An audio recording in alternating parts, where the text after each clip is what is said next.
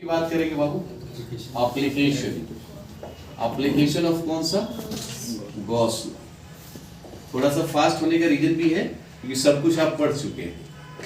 कितने एप्लीकेशन बाबू? 3 एप्लीकेशन। पिछली बार सीबीएसई ने तीसरे को फर्दर 2 हिस्सों में डिवाइड किया गया है। सीबीएसई ने पहले इन दोनों को क्या किया था, पिछले साल कोविड में हटा दिया था। लेकिन हम लोग सब पढ़ेंगे, वो आसान नहीं था, वैसे हटाने से कोई फायदा नहीं। एप्लीकेशन पहला कहता है कि इलेक्ट्रिक फील्ड इंटेंसिटी हमें फाइंड करनी है। क्या फाइंड करनी है बाबू? इलेक्ट्रिक फील्ड इंटेंसिटी फाइंड करनी है due to infinite long straight wire. Numerical जितना भी कीजिएगा, इनफाइनाइट लॉन्ग स्ट्रेट वायर लिखा हो तो इसी से बनाइएगा। ध्यान दीजिएगा, इलेक्ट्रिक फील्ड इंटेंसिटी निकालनी है ड्यू टू इनफाइनाइट कौन सा बाबू? Long straight wire. इसकी वजह से आपको क्या करना है? Electric field intensity. थोड़ा सा डायग्राम बना रहे हैं, ध्यान से देखिएगा। ये कोई वायर है, इसके ऊपर चार्ज डिस्ट्रीब्यूट हो रहा है, ठीक है। इसके ऊपर क्या हो रहा है? थोड़ा सा पिछला कंसेप्ट हम आपको समझाते चले कि इसमें एक होता था linear charge density, surface charge density और एक था वॉल्यूम चार्ज डेंसिटी। यस और नो? तो linear charge density charge by length था, चार्ज बाय एरिया हो जाएगा, और ये चार्ज बाय वॉल्यूम हो जाएगा, ठीक है। ये याद रखिए। इसके यूनिट के लिए यदि हम बात करें तो coulomb per metre square, coulomb per metre cube. Bihar board में पिछली बार एक क्वेश्चन था कूलम पर मीटर स्क्वायर। तो याद रखेंगे कि lambda is equal to Q by L, sigma is equal to Q by area, और गामा इज इक्वल टू कितना बाबू? क्यू बाई में भी, चार्ज बाई में कितना? वॉल्यूम। वेलोसिटी मत कहिएगा। अब देखिए, ये लाइन है तो चार्ज का डिस्ट्रीब्यूशन होगा, और चार्ज का डिस्ट्रीब्यूशन इधर भी होगा, उधर भी होगा, सब जगह होगा ना। तो इसको हम क्या करते हैं, किसी इमेजिनरी सेक्शन से चारों तरफ से क्या करते हैं? एक्वायर कर लेते हैं। तो एक तरह से किसका रूप ले लेता है? सिलेंडर। और ये कोई इनफाइनाइटली लॉन्ग स्ट्रेट वायर है। अब इसके लिए 3 सरफेस बनता है। एक पहला सरफेस, दूसरा सरफेस, और कौन सा? तीसरा सरफेस। जैसा कि आप जानते हैं कि गॉस ने इस एप्लीकेशन में बताया था पहली बार कि फॉर्मूला क्या था? E dot ds is equal to कितना बाबू? Q बाई में एप्सिलॉन। Q का मतलब क्या है, हमें बताएगा? Total charge. अब यहां पर हमने इनफाइनाइट लॉन्ग स्ट्रेट वायर ले लिया। इसमें हमने 3 सरफेस को डिसाइड किया, एक टॉप, एक बॉटम, और एक कौन सा? Curve surface. क्लियर? तो अब थोड़ा सा ध्यान दीजिए। यहां पर हम देखें तो इलेक्ट्रिक फील्ड जो है हमारा इधर को है बाबू, और हम कभी भी सरफेस की जब बात करेंगे ना, तो सरफेस का डायरेक्शन हमेशा आउटवर्ड टू द सरफेस होता है। मान लीजिए इसका एरिया देख लेते हैं, तो इसका एरिया हमेशा आउटवर्ड होता है। क्या होता है? परपेंडिकुलर आउटवर्ड होता है। क्या होता है? Perpendicular outward. तो इसको टॉप से हम यदि टॉप से यहाँ पे ऑब्जर्व करें तो इसका सरफेस एरिया किधर हो जाएगा बाबू? इधर हो जाएगा। अब यहाँ पर एंगल कितना के बनेगा? सिमिलरली एरिया इधर को हो गया, सरफेस एरिया, ये electric field, so angle must be 90। लेकिन यहां पर देखें तो आर भी इधर है, रेडियस इसका, इलेक्ट्रिक फील्ड भी इधर है, सरफेस एरिया भी इधर है। तो यदि electric field, surface area both are same in direction, so theta must be 0 degree. और ये हमारा एरिया एलिमेंट कहलाता है। क्या कहलाता है? तो ध्यान दीजिए, इन्होंने कहा कि पूरे सरफेस का E डॉट ds किसके बराबर होता है? Q by epsilon. तो हम देखें सबसे पहले कि इस वायर पर टोटल कितना चार्ज एक्वायर हो रहा है। तो भाई आपको पता है कि lambda is equal to charge by length होता है। तो चार्ज इज इक्वल टू कितना हो जाएगा? लैम्डा है। Q इज इक्वल टू कितना हो जाएगा? अब ये वाला वैल्यू हम यहां पुट करते हैं, और ये जो होता है पूरे सरफेस का। लेकिन हमारे पास सरफेस कितना है? 3, बट एक सरफेस में यहां देखिए E डॉट ds दिया है ना, तो E डॉट ds को जब आप सॉल्व करोगे ना तो EDS cos थीटा आता है। थीटा इज इक्वल टू 90, तो पूरा रिजल्ट क्या हो जाएगा?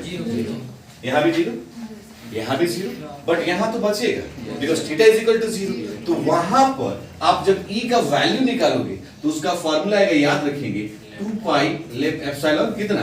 r। इस फार्मूला को बिल्कुल याद रखिएगा कि किसी इनफाइनाइट लॉन्ग स्ट्रेट वायर के लिए इलेक्ट्रिक फील्ड इंटेंसिटी का formula lambda by 2 pi epsilon not क्या होता है? अब इस फार्मूला को यदि चाहें आप न्यूमेरिकली यूज करने के लिए, तो इस फार्मूला को हम ऐसे भी लिख सकते हैं 1/4 पाई एप्सिलॉन नॉट, ठीक है, 2 लैम्डा बाई में लिख सकते हैं क्या? इसको क्यों इग्नोर कर रहे हैं, इसको क्यों कंसीडर कर रहे हैं? क्योंकि इतने न्यूमेरिक वैल्यू को हम जानते हैं, 9 to 10 to power कितना। अब यहाँ तो आप चक्कर में पड़ जाइए भाई, पाई का वैल्यू 3.14, एप्सिलॉन की वैल्यू 8.85, 10 to power -12 कैलकुलेट कीजिए जब तक सुबह हो जाएगा।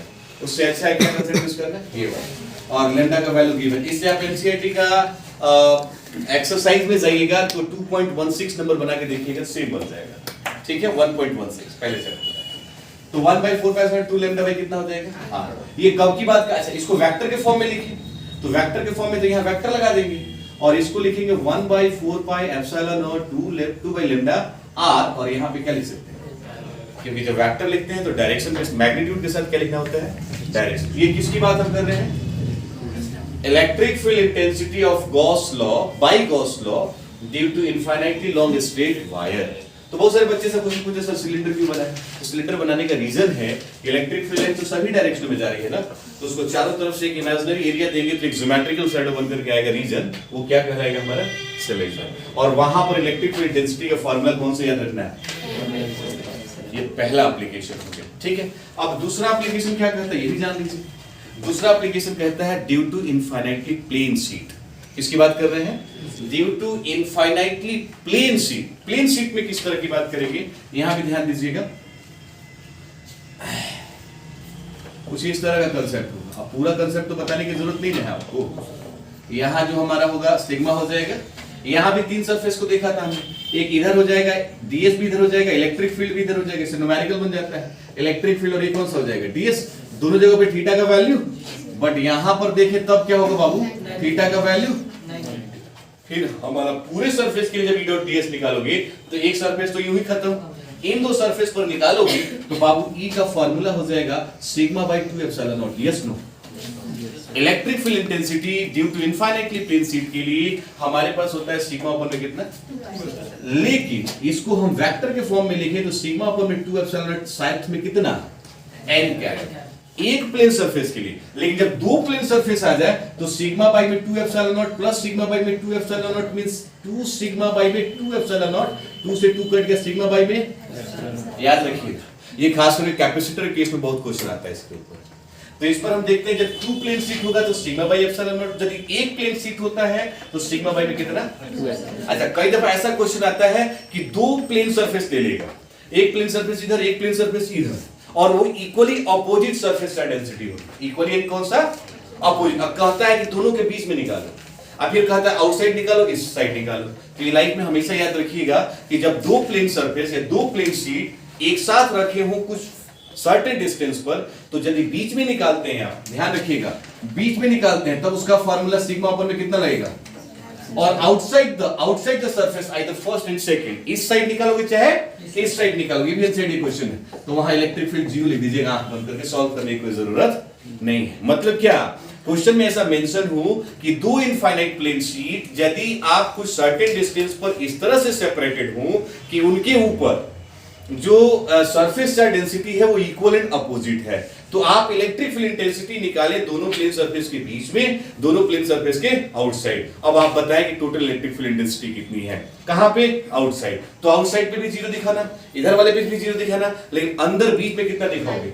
सिग्मा बाई में एप्सिलॉन। सिग्मा की वैल्यू गिवन होगी, E का वैल्यू रख दीजिएगा, आंसर आ जाएगा। समझ में आ रहा है? तो ये हो गया कौन सा? दूसरा एप्लीकेशन।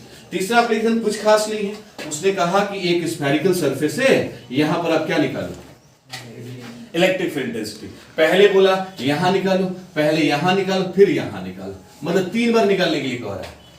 तो याद रखिए यदि हॉलो स्फीयर है तो उसके सेंटर पर कोई चार्ज ही नहीं, तो इलेक्ट्रिक फील्ड कितना? 0। और यदि हम बात करें यहां तक, तो यहां तक मान लीजिए रेडियस क्या है?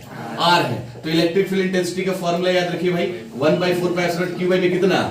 r²। कहां? Outside the sphere. और एट द स्फीयर की यदि बात करें तो यहां भी फार्मूला सेम रहेगा, बस रेडियस का नाम बदल जाएगा। कितना? तो ध्यान दीजिए, यदि क्वेश्चन कहता है कि यदि हमारे पास कोई हॉलो स्फीयर है और आपको electric field intensity outside the sphere निकालना है, तो 1/4π q में कितना? r²। एट द पॉइंट निकालना हो तो स्मॉल r आ जाएगा, और सेंटर पर निकालना हो तो 0। सेंटर पर 0 का मतलब इसलिए होता है क्योंकि हॉलो स्फीयर कोई भी चार्ज कंटेन नहीं करता है। और यदि हमारे पास यूनिफॉर्मली कंडक्टिंग स्फीयर है और उस पर हम यदि कोई चार्ज देते हैं तो वह चार्ज यूनिफॉर्मली डिस्ट्रीब्यूटेड होगा over entire surface of the sphere. ऐसा क्वेश्चन भी बनाया था। तो एक तरह से देखा जाए तो यहां तक का पूरा कंसेप्ट चैप्टर नंबर 1 क्लियर हो गया। अब इस पर बेस्ड हम कुछ क्वेश्चन कर लेते हैं, जब तक इसको देखते हैं।